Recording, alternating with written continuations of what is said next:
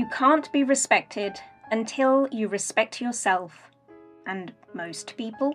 They're too busy keeping the peace to even notice they've lost their dignity. You've done it. You've shut your mouth when someone insulted you, laughed it off when they made a fool of you, made excuses for their bad day, their bad mood, their bad behaviour, and afterwards you felt off, small, invisible in your own life. That's not kindness. That's self-abandonment. You trained them to treat you like that, and they learnt quickly, because you made it easy. You didn't make a scene. You didn't make a rule. You didn't make it stop. Maybe it was your boss undermining you in a meeting, your partner brushing off your boundaries like they were preferences, your own voice whispering, "Don't rock the boat," when your gut screamed, "Stand up." When was the last time you chose peace over dignity? Let's be clear, that's a bad trade, because peace without self-respect is a facade. It's fragile, hollow, a house built on silence, and it will collapse, eventually. Respect isn't about being liked. It's not a popularity contest or polite applause. It's not nodding heads or fake smiles. Respect is felt in your absence. It's the weight of your presence when you're no longer in the room. It's how they speak about you when you're not there, and most importantly, it's how you speak to yourself after you've been tested. Every time you let that sly comment slide, every time you nod instead of object, every time you pretend it didn't sting, you're not just disappointing yourself. You're training yourself to believe that you're not worth defending. This isn't about starting fights. It's about ending betrayals, especially the ones you commit against yourself. So ask yourself this: who did you teach to disrespect you? And when did you last let silence speak louder than your worth? Because the truth is, until you decide you're worthy of being protected, even by you, no one else will do it for you. No one wakes up one day and thinks, "You know what? I'll tolerate being disrespected for the rest of my life." It's trained into you, quietly, repeatedly, long before you knew you were even learning. Maybe it started in your family, not necessarily with violence or dramatic abuse. Sometimes it's subtler. The parent who invalidates your feelings with a "don't be so sensitive." The sibling who could ridicule you without consequence. The atmosphere where being compliant earned love and standing up for yourself earned punishment. Respect wasn't taught as a right. It was something to be earned by being easy, quiet, helpful. You learned that defending yourself was rude, selfish, or disrespectful. You were told to just let it go. So you did, again and again, until the pattern became your personality. School probably reinforced it. Teachers praising you for being mature when you swallowed your feelings. Bullies getting away with it because you didn't make a fuss. You got labelled resilient when really you were just abandoned. And then came adulthood, relationships, workplaces, families of your own, where you repeated what you knew. Make peace, not noise. Make yourself useful, not powerful. Be liked, not respected. You started confusing approval with honor. You thought, if they like me, they'll respect me. But that's not how it works. They liked you for being convenient, for never calling them out, for absorbing their projections, and they respected the one person in the room who didn't. You want to know where your self-respect went? It bled out in 1,000 tiny silences. Every time you didn't correct the lie, every time you swallowed the insult, every time you apologized when you weren't wrong. Some of this is trauma. If you grew up in chaos, confrontation felt dangerous. So you avoided it, like your life depended upon it, because once it did. Some of this is social messaging. Especially if you're a woman, you were taught to be pleasing, not powerful. Taught that being too much was worse than being mistreated. And some of it, it's just fatigue. You've been surviving so long, you forgot what it feels like to fight for yourself. But here's the thing, being trained into silence isn't your fault. Staying silent now, that is. Because now you know, you see the pattern and you can't unsee it. They didn't teach you how to set boundaries, but you're not a child anymore. You can teach yourself now, and every time you do, you unlearn the lie that your dignity is disposable. Respect starts with remembering. You are not here to be tolerated. You are here to be honored. So ask yourself this. Who did you teach to disrespect you?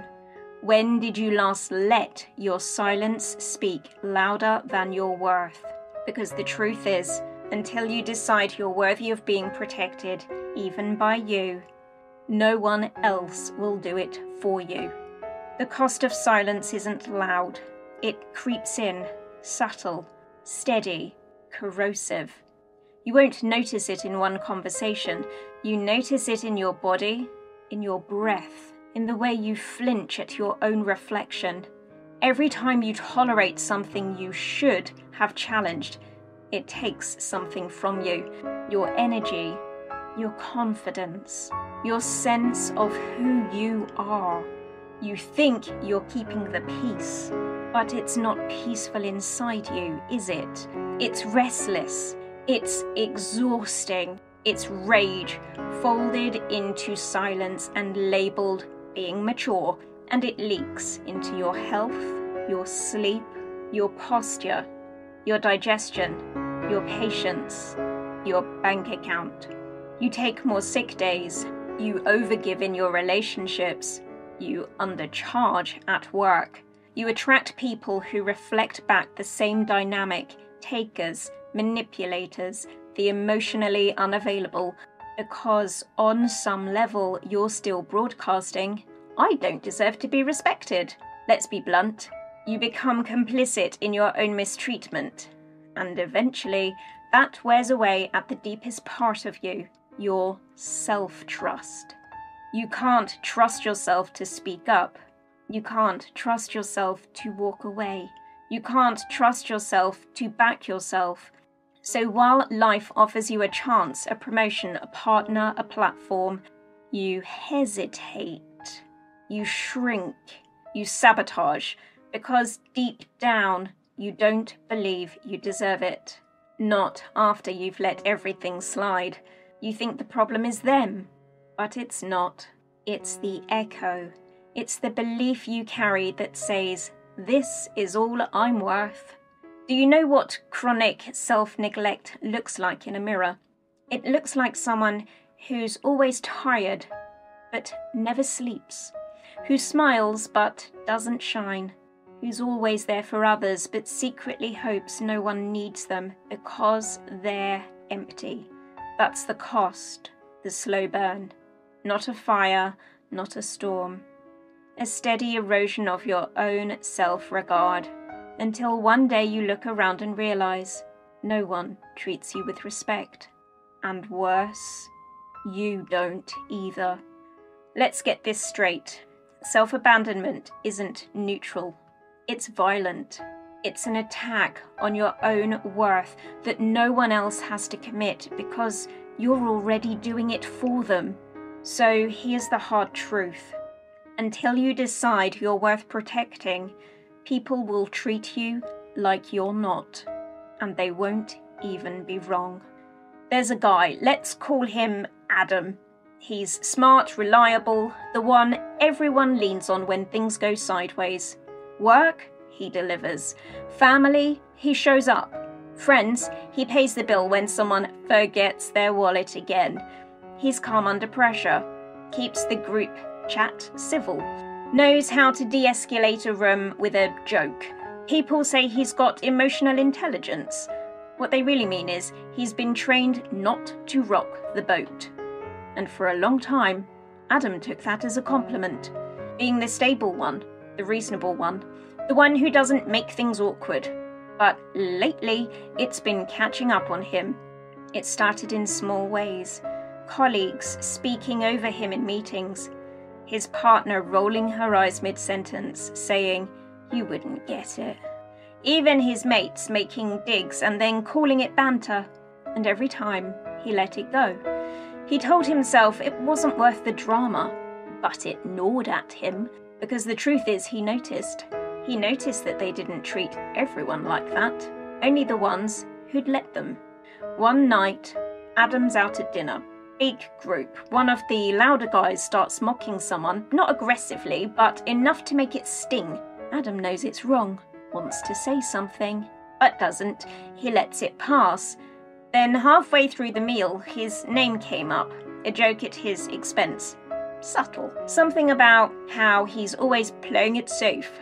Everyone laughs, and he laughs too, on the outside, but inside something breaks, because he realises they don't actually respect him. They trust him to take the hit, because he always does. The next day he replays it in his head, thinks of the line he should have said, the moment he should have shut it down, and he's angry, not at them, at himself. Because this isn't new, it's a pattern. And suddenly, he remembers being 12 years old, letting a teacher humiliate him in front of the class. Laughing along then too, telling himself it didn't matter. But it did. That moment at dinner didn't just sting.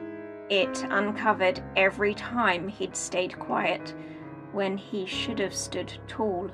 So this time, he makes a decision. Not loudly, not dramatically, but firmly. The next time someone takes a shot, he doesn't smile. He meets their eyes and says, "Not that kind of party, mate." And the room shifts, because people can feel it when you stop tolerating disrespect, even if you don't raise your voice, especially then. See, Adam didn't lose his respect in one moment, and he won't win it back in one either. But now he's reclaiming it, one quiet, solid boundary at a time. There's a moment when something shifts. It's not loud, not dramatic, no screaming in the mirror, no breaking plates. Just a flicker of clarity that says, "I can't keep doing this." That's the moment everything begins to change.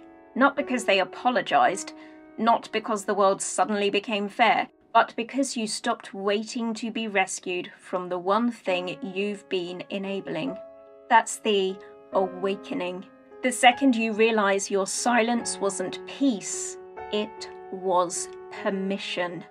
And your fear of confrontation wasn't emotional maturity, it was self-betrayal dressed up in diplomacy. Radical responsibility doesn't mean blaming yourself for what they did. It means owning what you allowed, what you let slide, what you didn't address, what you hoped would just stop if you were nice enough, quiet enough, easy enough. But here's what's really wild. Once you see it, really see it, you can't unsee it. You start noticing the way people talk to you, the little digs, the manipulations, the gaslighting dressed as concern. And you feel it in your body, not in your head, in your gut, because your nervous system's been trying to warn you for years. The tight chest, the drained energy, the second guessing. It was never overreacting. It was information. You just weren't listening, but now you are. And in the smallest, quietest ways, you begin to see change. You say no when you used to say, sure. You hold eye contact a little longer. You stop laughing at jokes that cost you something. You stop rushing to soften the blow when someone's called out. You start to realize that standing up for yourself isn't aggressive. It's evidence that you exist. that you matter, that you're here not just to serve, but to be seen. Maybe you're not loud yet, maybe you don't fire off the perfect comeback, but you stop abandoning yourself. That's where the power lives. It doesn't start with shouting, it starts with staying present when the discomfort hits, staying grounded when your voice shakes, staying loyal, not to their comfort, but to your dignity. You realize you don't need everyone to respect you, but you need to respect you. Because once that's in place, the rest follows. Not always easily, not always instantly, but it follows. Respect isn't about domination. It's not about being feared. It's about being rooted in your own self-worth so solidly that no one gets to shake it loose. And if people fall away when you start doing that, let them. They were never clapping for you, just for your compliance. Carl Jung once said, the most terrifying thing is to accept oneself completely. And most people never do, because to fully accept yourself, you'd have to look at the parts you've buried, the anger, the need, the part of you that wants to be respected, that demands it, but instead, you've been trained to call that part difficult, too much, selfish. So you push it down. Enter the shadow. Jung's concept of the shadow is simple. It's every part of you that got rejected, punished, or shamed, and so you shoved it into the basement of your psyche. But it didn't die down there. It grew, stronger, hungrier, more desperate to be seen. That's what's really operating when you tolerate disrespect, when someone belittles you and you smile, when someone crosses a line and you say nothing. You're not being mature, you're managing your shadow. You're trying to keep it buried because the idea of expressing anger or taking up space terrifies the version of you that learned silence equals safety. The shadow isn't evil. It's the exiled part of you that once said, I deserve better, and was told to shut up. It's the version of you who knew how to fight back before something taught you that being liked mattered more than being whole. Jung warned if you don't integrate your shadow consciously, it will control you unconsciously. It'll show up as resentment, passive aggression, sabotage, or chronic exhaustion, the tiredness of playing nice while your dignity riots. That's why reclaiming your respect isn't just behavioral, it's psychological. You have to retrieve the parts of yourself you disowned to survive, and you have to welcome them back without shame. That assertive voice, it's not wrong. It's not a threat. It's you remembering how to protect yourself. The shadow becomes dangerous only when ignored. That's when it leaks. When it bites back at the wrong people in the wrong moments in the wrong tone. That's when people say, where did that come from? It came from you. The part you refused to claim. The part that wanted respect long before you had the courage to say it out loud. When you begin integrating your shadow, you don't become a worse person. You become a complete person. You become someone who can say, I'm not okay with that, without needing to explode. Someone who doesn't trade self-worth for comfort. Someone who can hold dignity and peace at the same time. Respect isn't about suppressing the shadow. It's about showing people you've met it, made peace with it, and if necessary, you'll use it. And that's when they start taking you seriously. Not because you threaten them, but because they can feel the wholeness in you. The grounded power of someone who doesn't need to perform to deserve respect, because they've already claimed it from themselves. So what happens when you start respecting yourself not as a performance, but as a practice? It's not fireworks. No one throws you a parade. In fact, at first it's awkward, because the people around you, they're used to the version of you that made everything easy for them. You used to bite your tongue. Now you speak directly. You used to pick up the slack. Now you say, "That's not mine to carry." And people notice. They say you've changed. They say you're difficult or moody or not as nice as you used to be. But what they really mean is you're no longer tolerating what they got away with before. At work, you stop over-explaining. You stop softening your emails with 10 exclamation marks and just checking-ins. You deliver the facts. You honour your time. You ask for what you're worth. You notice who starts to squirm, the ones who liked you better when you were easy to overlook. You let them squirm. In relationships, you don't play small just to keep the peace. You stop accepting the jokes that are actually jabs. You notice how people react when you set a boundary. Do they respect it or try to make you feel guilty for having one? That's data. That's your clarity arriving. You stop saying, "It's fine," when it's not. You stop performing for approval. And ironically, the less you seek it, the more grounded and magnetic you become. People trust you more. Not because you're agreeable, but because you're congruent. You match your tone, your words, your energy, all aligned. No more smiling while dying inside. And then there's the internal shift. You feel less drained even on busy days. You sleep better. You second-guess yourself less. You stop replaying conversations at night, wondering if you should have spoken up, because now you do. Even your body changes. Your posture straightens. Your jaw softens. You take up space without apology. And when someone disrespects you now, you don't spiral. You assess. You speak. You decide, is this someone I want in my life? Because here's the thing, when self-respect becomes your standard, you become discerning, not bitter, not guarded, clear. You don't fight every battle. You don't need to, because you're no longer fighting for proof. You're choosing alignment. Respect becomes less about who likes you and more about who mirrors your value.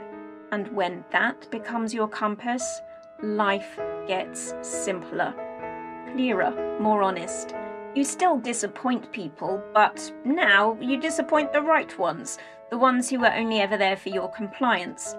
The ones who stay, they rise to meet the standard you've finally set. There's a version of you who doesn't flinch anymore, who doesn't over-explain, who doesn't rehearse the perfect reply after swallowing their truth in silence. That version of you already exists. You've met them in moments. When you said the thing no one else had the guts to say. When you walked away instead of explaining yourself one more time. When you stayed loyal to your integrity, even when it cost you comfort. That's not a fantasy. That's a memory. A flicker of who you really are when you're not afraid of being misunderstood.